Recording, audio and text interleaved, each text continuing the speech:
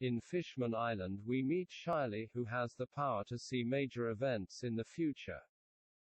Her power seems to be able to see these events without context. She knew that Poseidon would be reborn soon but did not know who Neptune's wife would be. She knows Luffy will destroy Fishman Island but does not know when or why. The Sea Kings seem to have the same ability. I think Shanks has that power as well. He knew that Ace going after Blackbeard, BB from here out would lead to Marineford and the defeat of Whitebeard. He also knew that he had to stop Kaido.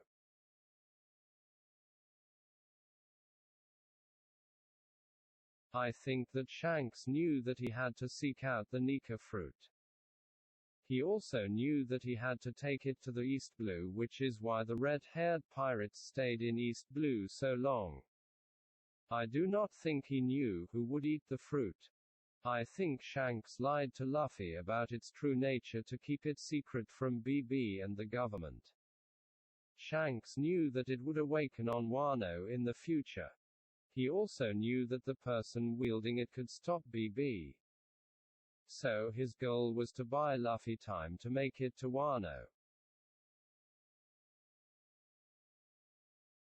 I think BB knows what is on all but 2 poneglyphs.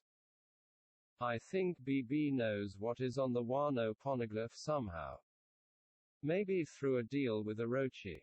So he is able to ignore the war in Wano. His plan is to get Big Mom's poneglyph while she is away, leaving him needing only 1 poneglyph. He only needs the missing one, which BB knows is on Elbaf.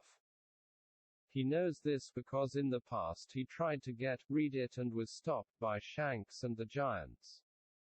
Which is how Shanks received his scars. BB is now strong enough to beat Shanks and the Giants. So he secretly engineered Sabo's capture. He also knows that they are going to execute Sabo.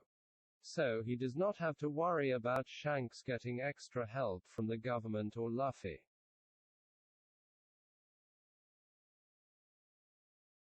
Shanks knows that BB will get Big Mom's pony and that he will go to Elbaf during the new Marineford War.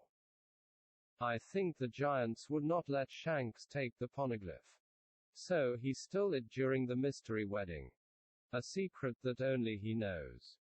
Which is why he went to Marioshua. To warn the government that if they go ahead with their plan to execute Sabo it will end in a war with Luffy. He reveals Luffy's devil fruit and that it will awaken to them so they realize they will lose versus Luffy. Hoping they decide to join him in stopping BB. Instead they decide to kill Luffy, setting up a new Marineford war. I.e. Luffy finds out they are going to execute Sabo. So he sails for Marshwa with the Grand Fleet, the Samurai, the Revolutionaries and his new allies from Wano.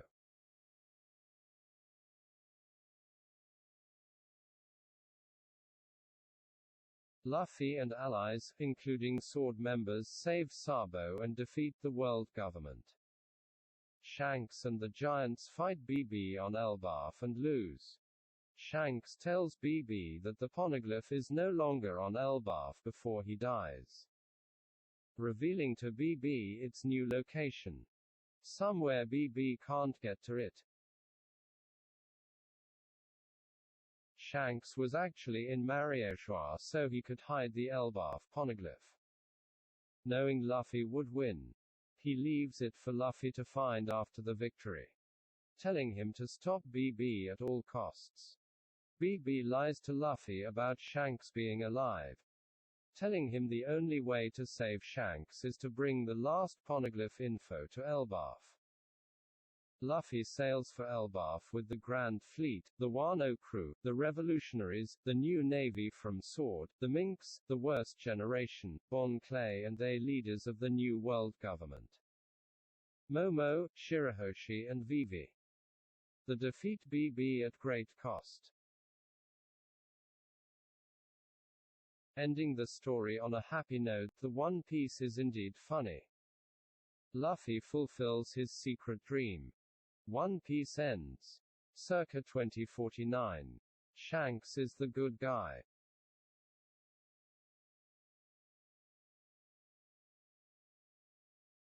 This is a parody theory video made to point out how bad some YouTube theorists have become.